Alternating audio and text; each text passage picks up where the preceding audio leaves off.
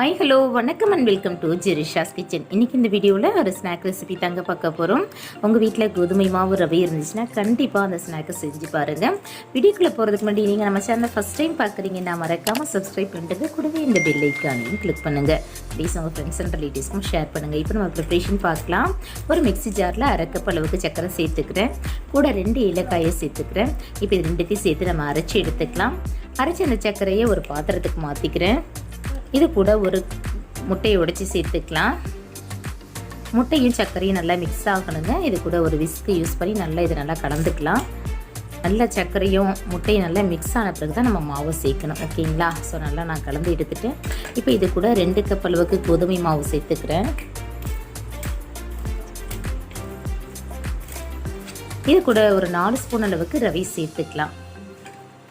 இப்போ சுவைக்கேற்ப கொஞ்சமாக உப்பு சேர்த்துக்குங்க. இப்போ இது எல்லாத்தையும் நல்லா சேர்த்து நம்ம மிக்ஸ் பண்ண போகிறோம். நீங்கள் முட்டை வேணான்னு ஃபீல் பண்ணிங்கனாக்க மாவெல்லாம் அந்த மாதிரி எல்லாம் ஒன்றா சேர்த்துட்டு கடைசியாக இது கூட ஒரு 2 ஸ்பூன் நெய்யை ஹீட் பண்ணி சேர்த்துக்கோங்க. ஓகேங்களா? ஸோ மாவு நல்லா மிக்ஸ் ஆன பிறகு தான் முட்டை மாவு நம்ம சேர்த்த மாவு எல்லாம் மிக்ஸ் ஆன பிறகு இதில் கொஞ்சம் கொஞ்சமாக தண்ணியை சேர்த்து சப்பாத்தி மாவு கன்சிஸ்டன்சிக்கு இதை நம்ம மிக்ஸ் பண்ணி எடுத்துக்கலாம். ஸோ நல்லா நம்ம மாவை பிசைஞ்சிட்டேங்க. மாவு கையில் ஒட்டாமல் இருக்கிறதுக்கு இதில் கொஞ்சமாக மேலே எண்ணெய் சேர்த்து லைட்டாக அப்ளை பண்ணி விட்டுருங்க. இப்போ இந்த மாவில் கொஞ்சமாக எடுத்து நம்ம பூரிக்கட்டையில் வச்சு உருட்ட போகிறோம். இந்த மாவு உருட்டுறதுக்கு முன்னாடி நம்ம பூரிக்கட்டையில் லைட்டாக ஆயில் அப்ளை பண்ணிக்கலாம். நீங்கள் ஃபஸ்ட் டைம் செஞ்சிங்கன்னா இது மேலே கொஞ்சம் மாவு கூட நீங்கள் ஸ்ப்ரெட் பண்ணிவிட்டு செய்யலாம். ஓகேங்களா? எண்ணெய் இல்லை மாவு எது வேணாலும் யூஸ் பண்ணிக்கலாம். நான் எண்ணெய் தான் யூஸ் பண்ணிக்கிறேன். எண்ணெய் யூஸ் பண்ணிட்டு கொஞ்சமாக மாவு எடுத்து இந்த மாதிரி கையால் லைட்டாக அமைக்கி விட்டுருங்க. அமைக்கிட்டு இது மேலே நம்ம சப்பாத்தி கட்டை வச்சு உருட்டிக்கலாம். கொஞ்சம் திக்காக இதை உருட்டி எடுத்துக்கோங்க. ஸோ இப்போ தீபாவளி டைம்லாம் வந்துடுச்சிங்க. இது ஈஸியாக செய்யக்கூடிய ஒரு ஸ்நாக் ரெசிபி. அது மட்டும் இல்லை, குழந்தைங்கலாம் இப்போ ஸ்கூலுக்கு போகிறாங்க. ஸ்கூலுக்கு உங்களுக்கு ஸ்நாக் இது கண்டிப்பாக தேவைப்படும். இதை செஞ்சு நீங்கள் 1 மந்த்துக்கு மேலே இது நீங்கள் நல்ல ஒரு ஏர்டைட் கண்டெய்னரில் போட்டு ஸ்டோர் பண்ணி வச்சுக்கிட்டிங்கன்னா 1 மந்த்துக்கு மேலே வரும். ஓகேங்களா? இப்போ மாவு உருட்டி எடுத்துகிட்டு இப்போ இதை நம்ம பீஸ் போட போகிறோம். இந்த ஓரங்கள்லாம் லைட்டாக நீங்கள் கட் பண்ணி எடுத்துருங்க. அப்போ தான் நமக்கு அந்த ஷேப் நல்லா வரும். ஸோ அந்த கட் பண்ண மாவை நம்ம அடுத்த முறை பிசைஞ்சிட்டு இதை யூஸ் பண்ணிக்கலாம். ஓகேங்களா? ஸோ இது எல்லாத்தையும் கட் பண்ணி எடுத்துக்கலாம்.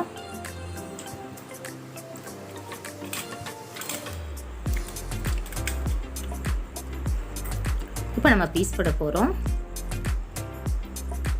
ஸோ ஒரு கத்தி எடுத்து இந்த போல் சின்ன சின்ன பீசஸாக கட் பண்ணி எடுத்துக்கோங்க.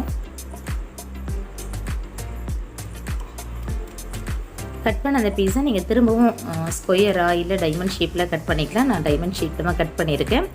நான் கொஞ்சம் மாவு எனக்கு கொஞ்சம் இலகலாக வந்துடுச்சு. அதனால தான் ஷேப் கொஞ்சம் ஒட்டுறா மாதிரி வருது. நீங்கள் கொஞ்சம் திக்காக பிசைஞ்சிக்கிட்டிங்கன்னா உங்களுக்கு நல்லாவே வரும். ஓகேங்களா? ஸோ இப்போ இதை நம்ம கட் பண்ண அந்த பீசஸை ஒரு பாத்திரத்துக்கு மாற்றி எடுத்துக்கலாம். இந்த டைம்லேயே நீங்கள் கடாயில் எண்ணெய் ஹீட் பண்ணி வச்சுக்கோங்க. அப்போ தான் நம்ம பொரிக்கிறதுக்கு ஈஸியாக இருக்கும். ஸோ எண்ணெய் பாருங்கள் நல்லா சூடாகிடுச்சு. எண்ணெய் நல்லா சூடான பிறகு நம்ம மாவை சேர்க்கணும். அப்போ தான் நமக்கு மாவு நல்லா வெந்து வரும். ஓகேங்களா? நல்லா சூடான பிறகு ஸ்டவ்வை லோ டு மீடியம் ஃப்ளேம் வச்சுக்கோங்க. ஹை ஃப்ளேம் வச்சிங்கன்னா மேலே மட்டும் நல்லா கருகிடும், உள்ளரெல்லாம் வேகாமல் இருக்கும். ஸோ லோ ஃப்ளேம்லேருந்து மீடியம் ஃப்ளேம் வச்சு இதை நல்லா பொரிச்சு எடுத்துக்கலாம். நல்லா அந்த மாதிரி கோல்டன் ப்ரௌன் வந்த பிறகு எடுத்துக்கோங்க. ஸோ எனக்கு நல்லா வெந்து வந்துடுச்சிங்க. ஸோ நான் இதை வேறு பாத்திரத்துக்கு ட்ரான்ஸ்ஃபர் பண்ணிக்கிறேன். கண்டிப்பாக ட்ரை பண்ணி பாருங்கள். குழந்தைங்கலேருந்து பெரியவங்க வரை எல்லாருக்குமே இது ரொம்ப பிடிச்ச ஒரு ஸ்நாக் ரெசிபி. அது மட்டும் இல்லை, ரொம்ப சீக்கிரம் செய்யக்கூடிய ஒரு ஸ்நாக் ரெசிபி இது. கண்டிப்பாக ட்ரை பண்ணி பாருங்கள். இந்த ரெசிபி பற்றின உங்களுடைய மேலான கருத்துக்களை மறக்காமல் கமெண்ட்ஸில் சொல்லுங்கள். இந்த வீடியோ உங்களுக்கு பிடிச்சிச்சுன்னா லைக் பண்ணுங்கள், ஷேர் பண்ணுங்கள். மறக்காமல் நம்ம சேனலை சப்ஸ்கிரைப் பண்ணுங்கள். மீண்டும் ஒரு நல்ல ரெசிபியோடு நான் உங்களை சந்திக்கிறேன். தேங்க்ஸ் ஃபார் வாட்சிங்.